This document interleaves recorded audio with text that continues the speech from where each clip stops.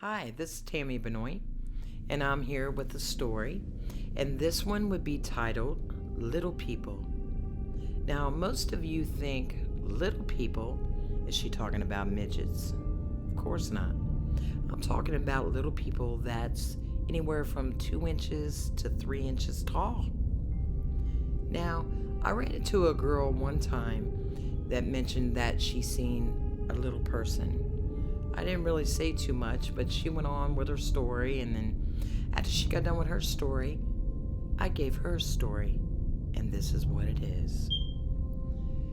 Me, my mother, and my father moved in a house on Forbes Avenue in a small town of South Fairmount. Well, there was a house right next door to us, and my window from my bedroom, I could see the whole house and the side porch.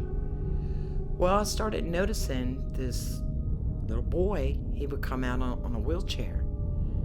He had no legs. And I mean no legs, meaning up to his kneecaps was gone. Well, I told my mom, I was like, Mom, there's a little boy that lives next door and he doesn't have any legs and he's in a wheelchair. My mom says, well, maybe you ought to go over and make friends with him because he probably doesn't even have any friends. So that's what I did. So I got up the next morning, I looked out my window in my bedroom, and there he was sitting on the porch. So I went out, walked over, and I said, hi, my name's Tammy. He said, hi, my name's Robbie.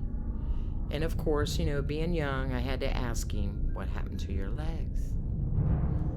Well, he said that he was doing snow angels in the driveway, and his mother pulled in with her car and ran over his legs. So later on, what was told was she thought that it was just a piece of cardboard laid in the driveway. So the little boy's legs was crushed on repair, so he had to have them amputated. So me and him stayed friends for a long time. And then one day, I was going over to see him. He was sitting out on the porch, and he was holding this little white container. Kind of puts you in mind of a college cheese bucket. So he's sitting there holding it, and then we're talking and talking. So all of a sudden, I got curious, and I was like, hey, Robbie, what do you got in that bucket? He says, little people. And I said, little people? I said, what do you mean, little people? He said, little people. I catch them. And I said, well, let me see. He said, I can't open the lid. He said, they're fast. They'll jump out and run away. I said, well, how do you catch little people? He said, you catch them with toast. I said, toast? He's like, yeah. And I said, but how? He said, well, he said, I put it out on the porch. He said, and around 1 o'clock, when everybody's sleeping, he says, the little people come up and grab the toast. He said, but I trapped them with this bucket. I was like, no way. He's like, yeah. He says, I tell you what. He said, when you go to bed at night, he says, you stay looking out your window, and around 1 o'clock, the little people will come up and grab the toast that I put out. I said, okay, I'm going to do that.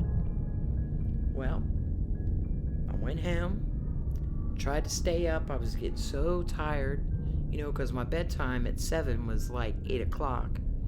So I stayed up, looking out my bedroom window, and this porch light was on. Well, it got to be around 1 o'clock.